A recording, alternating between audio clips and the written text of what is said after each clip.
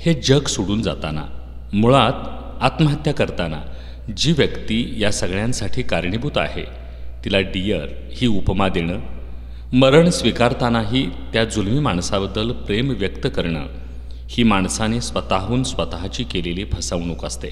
यामध्ये जर जीव सोडणारी व्यक्ती स्त्री असेल तर त्याला लागून समाजातील अनेक छुपे पुरुष सत्ताक संबंध अप्रत्यक्षरित्या समोर येतात.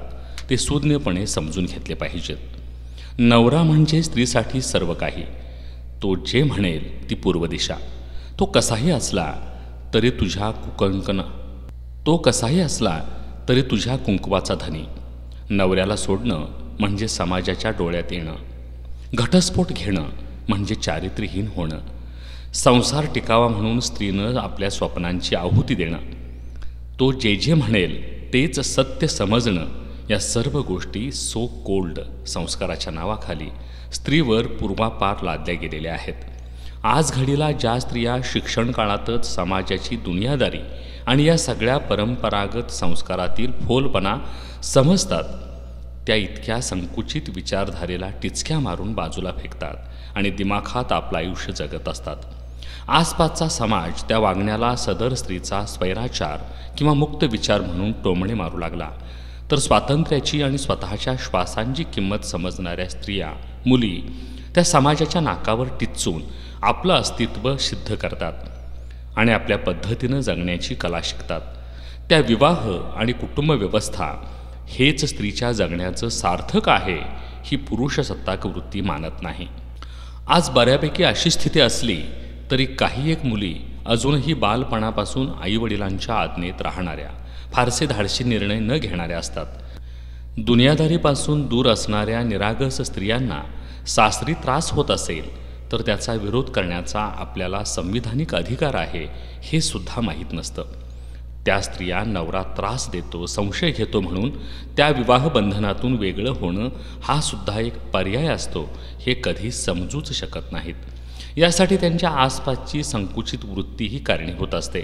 अशा स्त्रियांच्या माहेरच्या घरात पूर्वी कुणाचेही घटस्फोट झाल्याच्या घटना नसतील तर आपण तो अधिकार घेणं हेही त्यांना खूप मोठं पातक वाटू लागतं.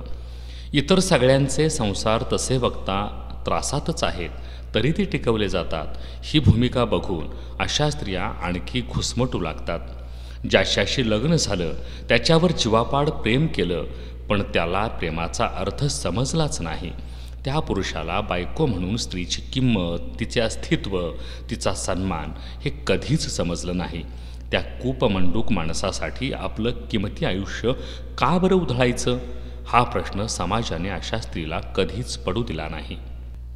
त्यामुळे अनेकदा पारंपरिक विचारांच्या पायीक असणाऱ्या स्त्रिया जोडीदार निवडणे आपला अधिकार आहे आणि जर तो आपल्यावर पाशवी, अमानुष असे मानसिक शारीरिक अत्याचार करत असेल तर त्याच्यापासून रीतसर वेगळं होणं हा मार्ग आपल्याला उपलब्ध आहे हे समजू शकत नाहीत. सध्या स्त्रियांनी असे फार निरागस असणे म्हणजे आपलाच खूप मोठा शुद्ध मूर्खपणा असतो हे बऱ्याच स्त्रियांना फार उशिरा समजतं. त्यातही अनेक स्त्रियांच्या आयुष्यात ती स्टेज येण्याच्या अगोदरच त्या असं मृत्यूला गच्च कवटाळून मृत्यूला सामोरं जातानाही खोट्या आशेत स्वतःच्या निष्पाप प्रेमाची साक्ष शब्दाद्वारे मागे सोडून निघून जातात. कारण त्यांच्या मनावर हे लग्न संपवलं गेलं तर पुढं आपल्यासाठी कोणताही योग्य मार्ग उरत नाही असं असत्य बिंबवलेलं असतं. त्यापुढे त्या बघूच शकत नाहीत. तिला माणूस म्हणून ही विवाह व्यवस्था नाकारण्याचा ऐहिक अधिकार समाज देतच नाही. तो जर तिला स्वतः लढून घेता आला तरच तिच्या आयुष्यात काही ना काही बदल घडतो, नाहीतर नाहीच. बरेचदा सासरच्या जाचाला कंटाळून माहेरी आलेल्या स्त्रीला नंतरच्या काळात माहेरच्या जाचालाही सामोरं जावं लागतं. त्यामुळं अशावेळी या स्त्रिया आहे त्या स्थितीत मरण पत्करणं, आत्महत्या करणं योग्य समजतात. हे मुलगी सांभाळणाऱ्या पालकांचं, पर्यायाने या समाजाचं अपयश असतं. पण पुन्हा तेच की लक्षात कोण घेतो. ही व्यवस्था जिथं जिथं स्त्रियांचे माणूस म्हणून अधिकार नाकारते तिथं तिथं रोज आत्महत्या होत असतात. तर अनेक आत्महत्या अप्रत्यक्ष रीतीने रोज संसाराचा गाडा ओढतच सुरू असतात. त्यातही माझं तुमच्यावर जीवापाड प्रेम आहे हीच फसवी वृत्ती कार्यरत असते. काही स्त्रिया रोज मनाला फासावर लटकवून संसार रक्षणार्थ अप्रत्यक्ष आत्महत्या करत असतात. त्यांना जन्मभर प्रेम या शब्दाचा योग्य अर्थ समजतच नाही. परिणामी मी गेल्यावर तरी माझ्या देहाला एक घट्ट मिठी मारून चितेवर ठेवा अशी इच्छा व्यक्त करत एखादा निष्पाप जीव अशा प्रकारे जगाला अलविदा म्हणून स्वतःचा आत्मघात करून घेत असतो.